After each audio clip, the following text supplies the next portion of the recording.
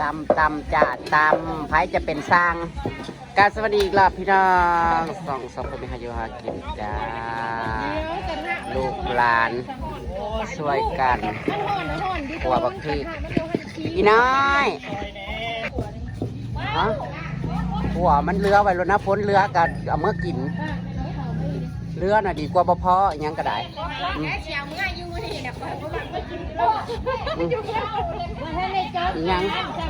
ยังเขาก็ให้มันเรือไว้โลดตั้งแต่เดียวแล้วพี่เอากันพี่เอาเมื่อแหละมันสิมาหาขัวเขาขัวอยู่เพราะว่า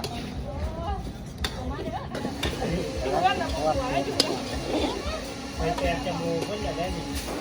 ไปแจกที่นั่นเลยสายพานมึงนั่นไปอันเฮ็ดเลือดแปะเลยกูเลือดให้แล้วปรุงแล้วดิอยู่ปุ่นดิข้างหมอยังไงแล้วจะไปลบคนไ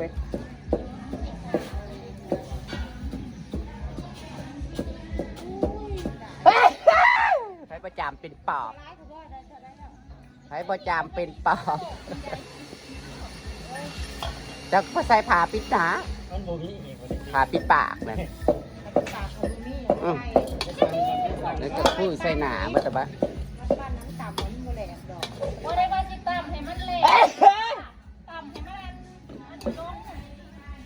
มันจะใส่ยันโคมันได้ลายมันจะมาตามให้มันเละจ้ะตำแล้วก็ปั้นพี่น้องบ่ได้ตำให้แหลกหรอกบ่ไว้ขั้นตำนะทีมงานเฮ็ดทางเฮากับม้วนขนาดงองง่อยแล้วเราก็ล่างถ้วยไว้อีกมัดมือมันนี่นะโอ้ยแสบผู้ดักเลยเนาะเห็ดกับพริก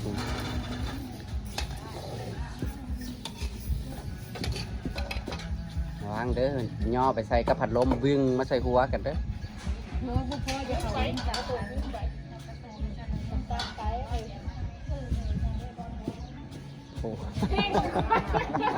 ฮะเดือดแล้วตอนชุ่มเห็ดทางครับพี่น้องเขาเห็ดขึ้นมาหอดนี่แหละพี่น้องไก่สีหอดไก่สีหอดคั่วเจซีละพี่น้องไก่สีหอดบ้านละพี่น้องหอดนี่แล้วหอดก็ไผ่ละพี่น้องนี่คือว่าเขาก็เห็ดไว้ได้พี่น้องเขาพร้อมเพียงกันพี่น้องวันละ6 หลอก7 หลอก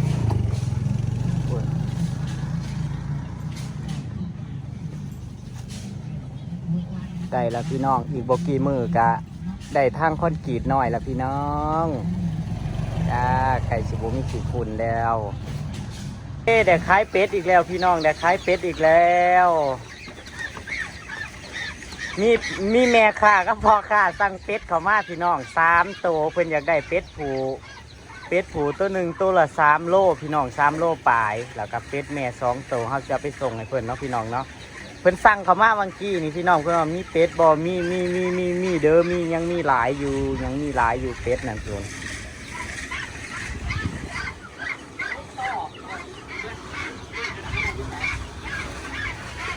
อยู่ได้ห้องเก็บของ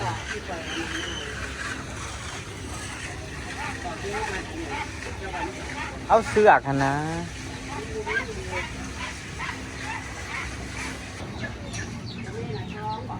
ตัวแม่2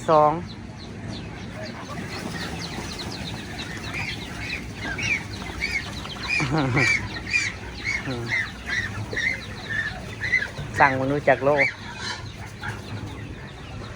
ท่านเด๋ละสิตัวมังกี้จากโลกเอาเลยสิได้เห็นเราอยู่3 โลบายโอ้โลละ90พี่น้อง80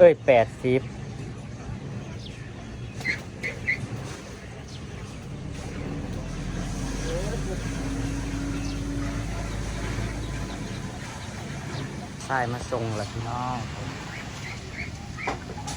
ข้าวเล่นข้าวเช็ดให้มันแล้วไว้พี่น้อง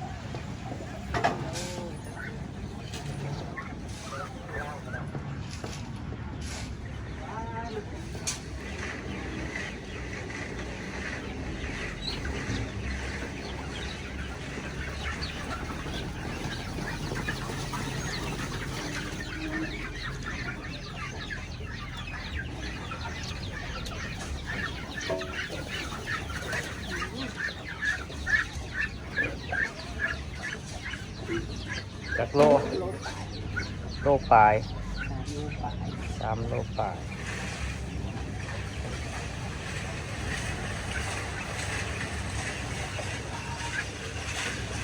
เฮ้ยขี่รถกลับขึ้นมาเลยเฮ้ยนั่งเมื่อกี้นี่นะอันนี้ขี่รถกลับมาพ่อใหญ่หันทวงพ่อใหญ่นะวะว้าวพ่อใหญ่จักพ่อใหญ่ได้โบเพื่อได้เป็นยืนตัวได้เลยกับว่าการดึงหัวเฮ้ยมันกระโพดเฮ้ยขี่เป็นนั้นจนมันแปดออกไปถ้ากระสอบเยี่ยวแล้วไปโหลด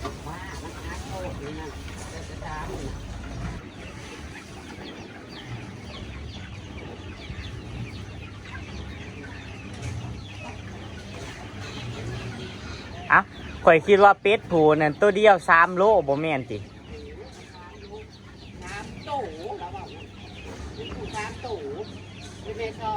แม่นติ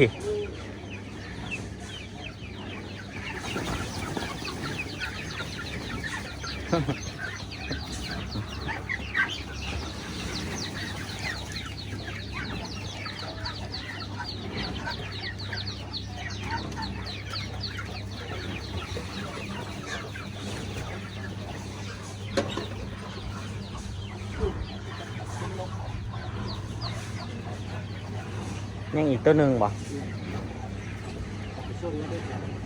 เอา3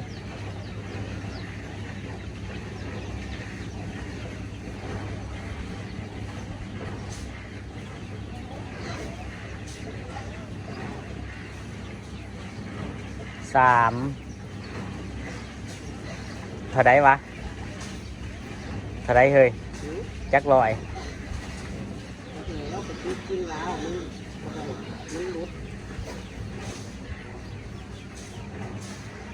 ซึ่งล่างมันก็ได้ถูกขี่ลื่นกันอยู่ประมาณโลนึง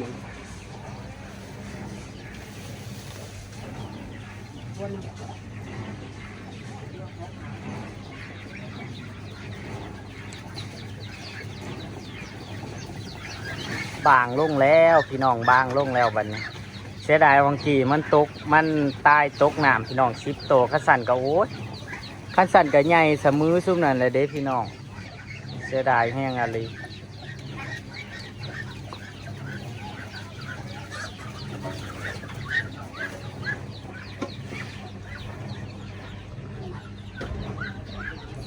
บ่ได้เจ้าเป็ดกาบให้เราบ่เอาป่ะ เป็ดกาบ2 โตนะ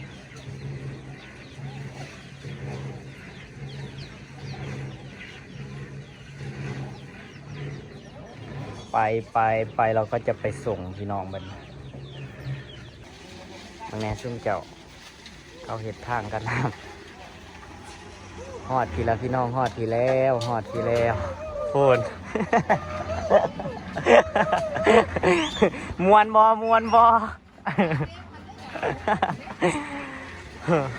บ่มีของแจกเขาพี่น้องบ่มีหยังแจกเขา ทั้งหมู6 โตได้เอ้ย5 โตได้14-15 โล10ต้องไปติดเบิ่งซิ่งแล้วก่อนว่ามันสิตรงกันบ่ซิ่งว่ามันเป็นสิ่งไง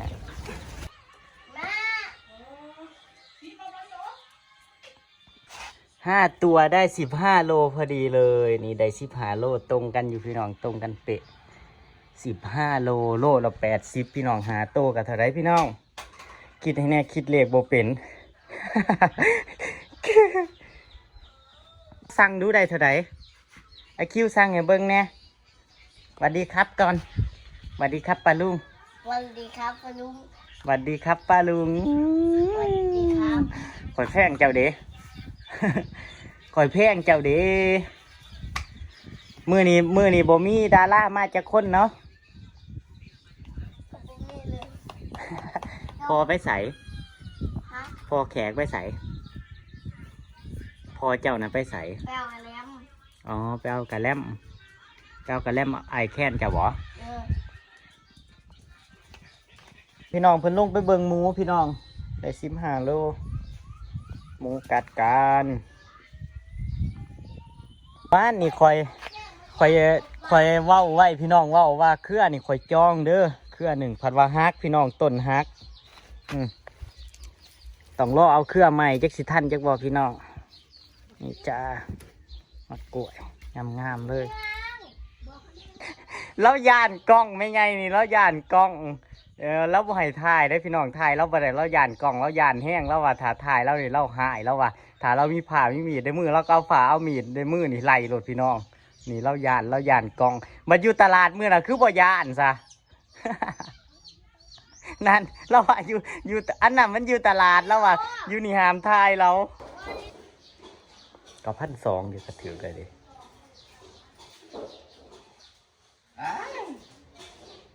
โล 15 โลสิบได้ไปหาเป็ดหน่อยเขาบอลละบัน เพราะว่าพวกนี้เป็นคนกำลังอยากไข่ สิไปหาเป็ดหน่อยอยู่ไซบันนี่ใครมีเป็ดหน่อย แล้วเรียกว่าสิเฮ็ดให้เขามาสิเทพื้นเฮ็ดเองนะแบบในหมอกลับโอ้ยขายเป็ดวันนี้ พวกเป็ด2 ตัวพี่น้องพวกกินสีเห็ดเลือดแป้งบอกจะทำเลือดแปลงเป็ดพี่น้อง เพราะอะไรพ่อคนที่ไข่เลยนะหอมเฮาเบิร์หอมเสริมให้ค่าอันนั้น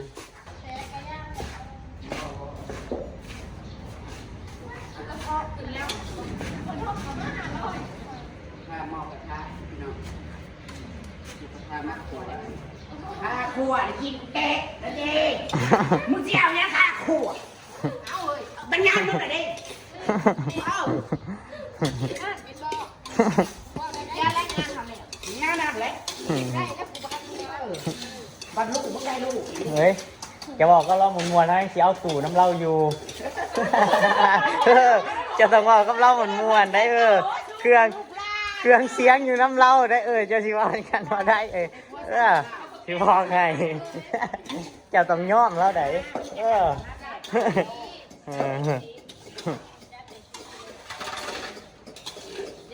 ่าเผาละประเด็ดกินนั้นถ้าการไปโอเว่นนั่นแล้ว ตู่จักหน่วย ลบคนแล้วก็เมื่อยเลย ตู่จักหน่วย2 EV ดังบักดัง มันยากจัง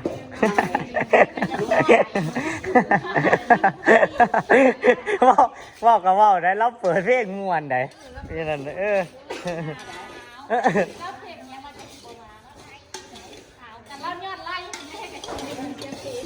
ฮอดมือกันไ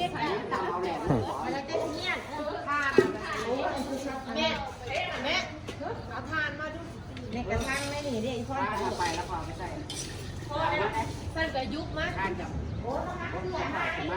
ฮอดมือแล้วก็โฟดลงเพจไผหูตามมาเราก็เขาไปเบิ่งเราก็ตามมาแล้ว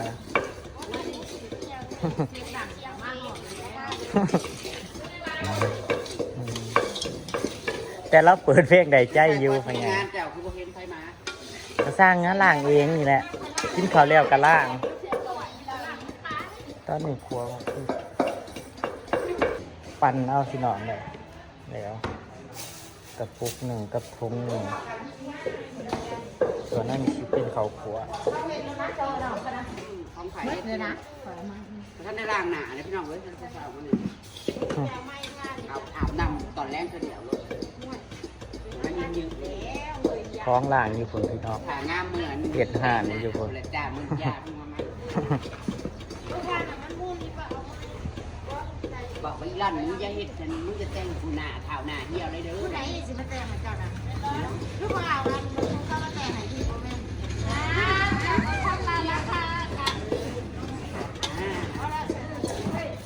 อันนี้ก็ราคาเซียวกันราคาเซียว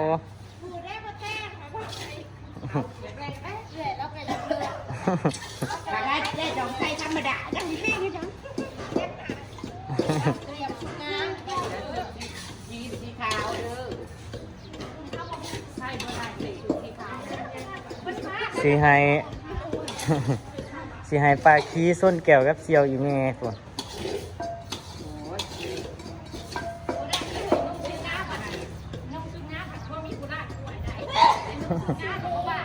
โอ้ยคนละ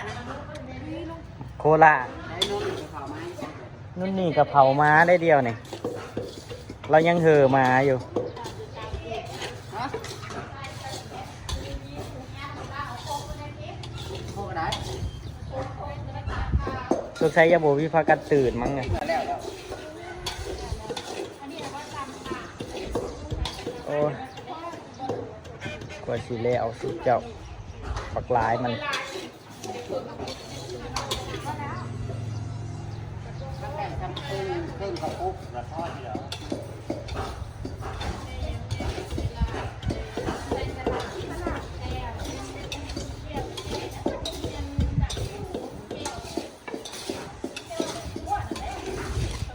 เอามาปั่นเอาเฮ้ย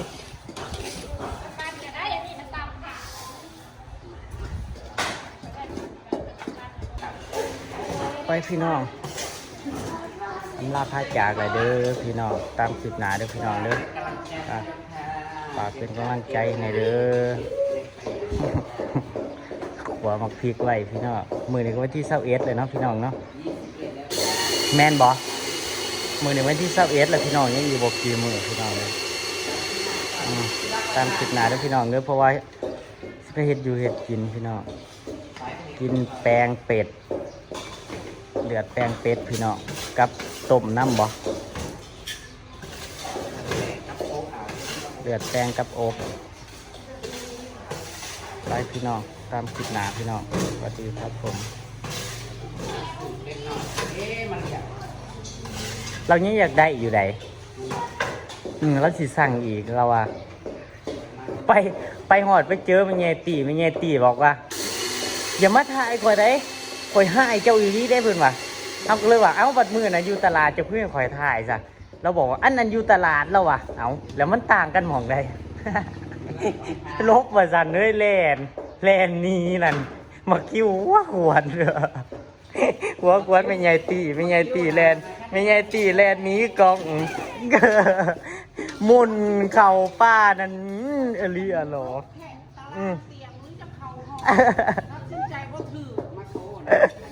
โอ้ยอย่ากลัวเด้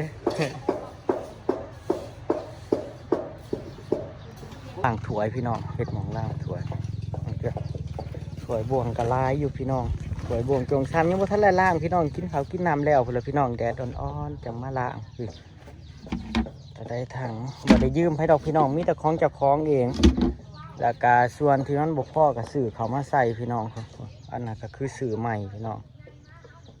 ตะกาใส่พงใส่พักพี่น้องคนมีครบเบิดบ่ต้องไปยืมไผพี่น้องงอแหกแต่กระโปะเนาะ